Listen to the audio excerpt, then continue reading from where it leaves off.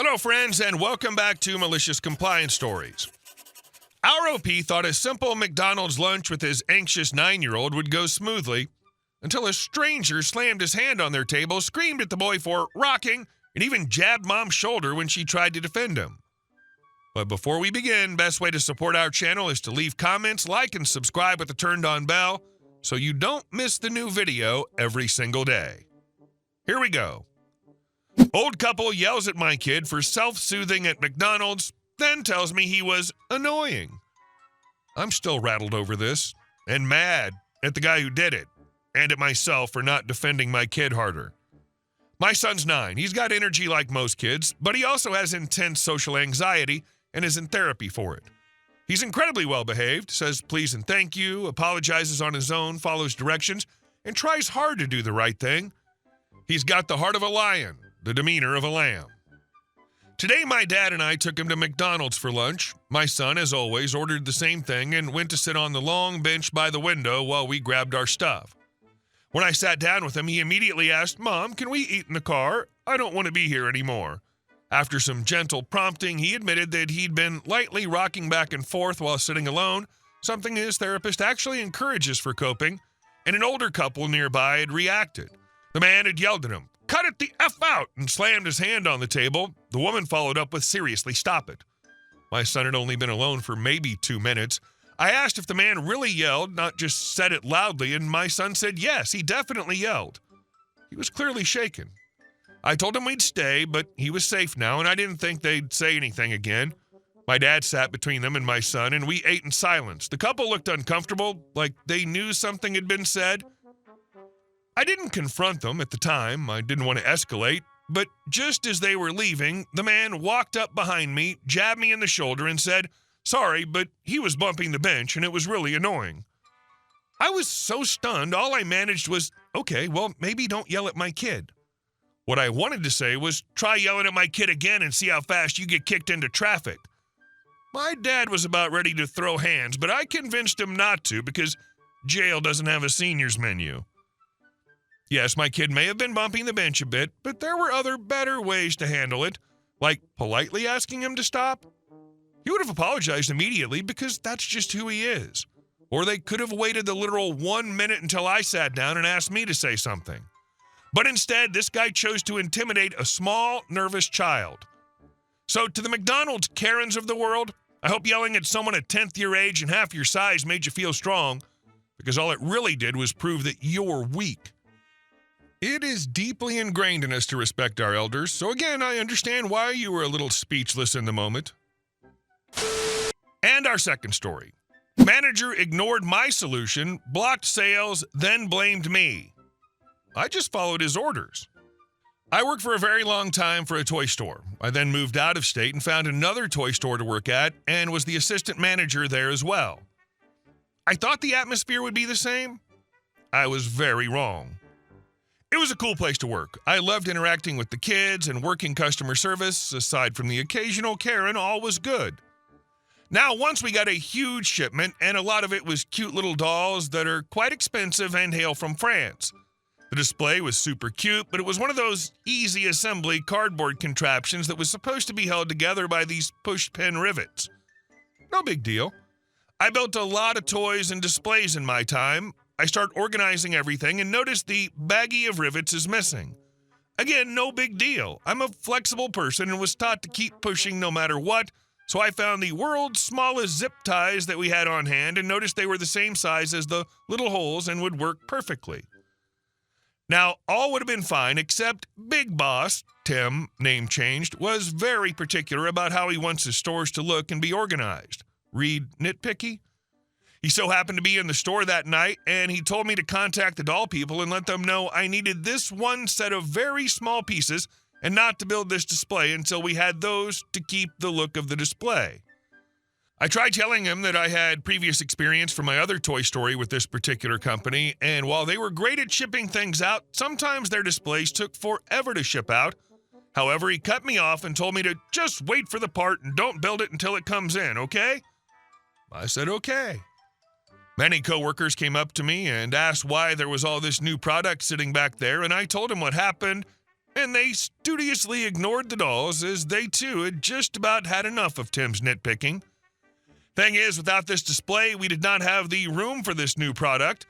The purpose of the display was to have a freestanding area that would be available to display these beautiful little angels. Otherwise, they had absolutely no place to be put. I tried asking him again the following week when he came in for 2 minutes to drop off something if I should just build the display because the dolls were not out and thus causing us to lose out on sales. But again, I was cut off and told to just wait without letting me finish my sentence. He then left as he was in a hurry. A couple more days go by, and he finally has time to stop by and look around, and he asks how the dolls have been selling as he did not see them out. Have we sold out? I proceeded to lead him back to the stockroom and show him the area I had so beautifully arranged for all of the precious little dolls, as well as a very detailed note with contact dates for the company regarding the rivets. Tim: so you haven't put them out? Me: Tim, you said not to build the display without the rivets. I tried showing you my alternative, but you said to just wait for them, and so we're still waiting. Tim: but they need to sell. These are new. Me: without the display, we just don't have the space. I suppose I could take something else off the floor and put them out if you want. Tim: build the display with the zip ties. Once the rivets get here, we can just replace them. Note, this is exactly what I had recommended before. So I did as I was told and finally sold many of the cute little dolls, but definitely not as many as could have been sold earlier. Tim was very upset as he did not like being wrong and hated when anyone stood up to his ridiculous requests or offered any suggestions. He soon learned that I kinda knew what I was talking about, but I did end up quitting shortly after because he was just a pill to work for, and he never took any of my suggestions. Still running Windows 99 and no hopes for an update anytime soon, last I heard. As a person outside of his payroll, he's a cool dude, but working for him is just a whole other can of beans. Good people leave bad bosses. Poor management's one of the biggest liabilities any business has. Not only do they consistently make bad choices like this, but they drive away the good people under them. And our last story. HOA blocked my trail to the lake. I bought the land around it and turned it into a private dock. This story begins, as all great neighborhood feuds do, with a lake. A peaceful stretch of water, the kind of place where you can stand still and let the world fall away. The hum of bugs, the sparkle of the sun, the gentle slap of water against the dock. I didn't have a big dock or a fancy deck, just a narrow 10-foot wide deeded access trail that cut across the greenbelt behind my property, leading straight to the lake. It wasn't flashy, but it was mine. Then came the HOA. Our neighborhood had been blissfully HOA-free when I moved in, but a few years back, some busybodies decided we needed structure. I voted against it, of course. Structure's just the polite way of saying, let's give nosy neighbors legal power. And boy, did they. Enter Karen. Not just a Karen in spirit, but in name too. She wasted no time getting herself elected HOA president. Imagine a middle school hall monitor with a God complex. Within weeks, we got memos, lots of memos, lawn too long violation, decorative wind chimes banned, bird feeders regulated, flags only pre-approved patriotic ones. But her favorite target? Unauthorized lake access. I didn't think anything of it at first. After all, my access was on my deed. I'd been using that trail for years. But I underestimated just how far Karen's thirst for power would go. One sunny Saturday, fishing pole in hand, coffee in thermos, I walked down the side of my house and came to a dead stop. There it was, a shiny black HOA-funded metal fence right through my access path. 6 feet tall with a padlock. At first I thought it had to be a mistake, a miscommunication. Surely no one would put a fence on someone else's deeded property without asking. But when I followed the fence line around the corner and realized it was planted directly across my access, complete with an HOA-branded residents only, no trespassing sign, I knew exactly who was behind it. I didn't even bother unlocking my front door. I walked straight to Karen's porch. She lives in the biggest house with the widest lake view, naturally. And wouldn't you know it, she was already out pruning her rose bushes like the queen of the cul-de-sac. Karen, I said, why is there a fence on my deeded access? She looked up like I'd interrupted her during heart surgery. "Oh, that," she said, with the fakest smile I'd ever seen. "It's for community safety. We can't have random people using the trail. Someone could slip and sue us. It's a liability." "Karen," I said flatly, "that trail's on my deed. It's private property." She tilted her head and gave me the smirk, the one that says, "I'm the queen now," she said.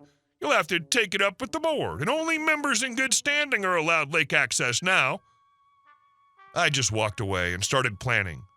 What Karen didn't know was that both lots flanking my narrow access, one a neglected rental and the other a long-abandoned foreclosure, had quietly gone up for sale. I'd already been eyeing them, half interested in expanding my backyard. Now I had a purpose. I bought both. Suddenly, I didn't just own the access trail, I owned 200 feet of pristine, unencumbered lakefront, and as a bonus, I now owned the land that Karen's precious little fence was illegally installed on. The ink wasn't even dry on the second purchase before I hired a surveyor and a lawyer. Then I hosted a barbecue, a big one. I invited everyone in the neighborhood, except Karen and the HOA board.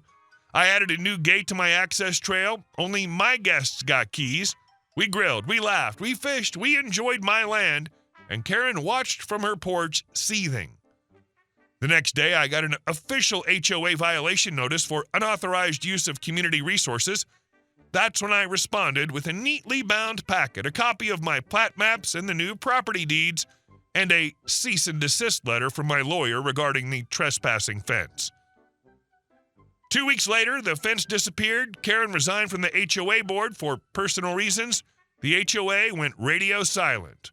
Now I'm the only one in the neighborhood with a private lake access point. The HOA isn't allowed to use it. Karen has to walk 2 blocks to the nearest public dock like a peasant. And I've got peace, privacy, and a whole stretch of waterfront that's legally mine.